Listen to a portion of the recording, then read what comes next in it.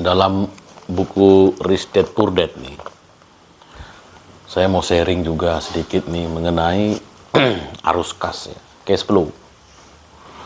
Jadi dikatakan bahwa seseorang itu dikatakan kaya, menengah, atau miskin itu dari cash flow-nya, arus kasnya. Dalam artian begini, arus kas itu ada pendapatan, ada pengeluaran. Kalau lebih besar pendapatan daripada pengeluaran, maka dia cash flow-nya positif. Tetapi kalau dia lebih besar pengeluaran, maka cash flow-nya negatif. Jadi orang kaya itu cash flow-nya positif. Ya semakin kaya, cash flow-nya makin positif. Katanya begitu. Kemudian dia ada gambarnya ini. Jadi di bawah pendapatan pengeluaran di sini ada neraca. Neraca itu ada aset sama liabilitas. Kalau aset itu berbeda sama liabilitas.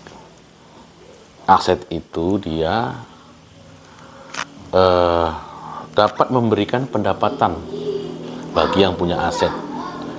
Sedangkan liabilitas itu merupakan pengeluaran. Dia tidak menambah pendapatan, justru menambah pengeluaran karena dia utang.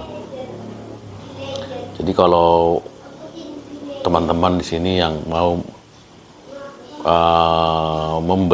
membeli aset, ya pastikan asetnya itu benar-benar aset, bukan utang, bukan liabilitas.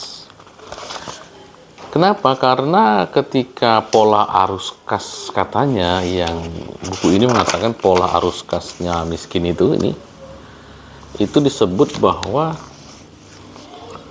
ya pekerja pendapatan langsung ke pengeluaran, habis begitu, habis nol. Sedangkan kelas menengah ada pekerjaan, ada gaji, kemudian keluar ke liabilitas, ke utang-utang, menambah pengeluaran. Itu menengah. Kalau yang orang kaya itu jadi asetnya itu banyak, dia menambah pendapatan. Ada real estate, ada saham, obligasi, aset kertas, kekayaan intelektual, sehingga menjadi penghasilan. Menjadi maksudnya apa begitu kan? Maksudnya adalah contoh kalau kita membeli mobil, ya kan? Kata buku ini bahwa pastikan mobil itu adalah aset, gitu, menghasilkan. Tapi kalau aset itu menjadi utang, menambah pengeluaran, nah itu dihindari. Tapi kalau dia menambah pendapatan, nah itu aset. Contoh membeli rumah ada 3 begitu, tapi nggak ditempati sama sekali. Itu ada biaya perawatan bangunan, biaya listrik. Nah itu disebut liabilitas. Tapi lain hal kalau rumah itu disewakan, maka dia mendapatkan pendapatan. Tapi harus dihitung lagi, pendapatannya lebih besarkah atau lebih kecil dari pengeluaran. Nah jadi berlomba-lomba orang-orang kaya itu untuk menambah aset, sehingga dengan menambah aset, menambah pendapatan, sehingga pendapatan lebih besar daripada pengeluaran. Contohnya apa? Contohnya kos-kosan, ya. Contohnya apa? Contohnya ya passive income lah bahasanya, ya. Income yang kita tidak melakukan aktivitas tapi terus-menerus memberikan hasil. Beda sama active income. Kalau active income itu kita bekerja baru mendapatkan uang. Nah, aset ini, aset yang bekerja sehingga memberikan uang kepada yang punya.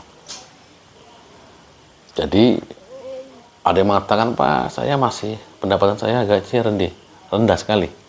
Bukan demikian konsepnya. Konsepnya adalah ketika gaji berapapun Anda, tapi ketika Anda mengelola pengeluaran Anda, lebih besar pendapatan daripada pengeluaran, maka sudah cash flow positif.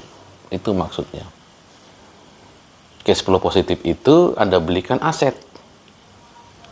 Aset itu memberikan tambahan pendapatan selain gaji Anda. Active income memberikan passive income. Sehingga semakin menggelembunglah pendapatan Anda.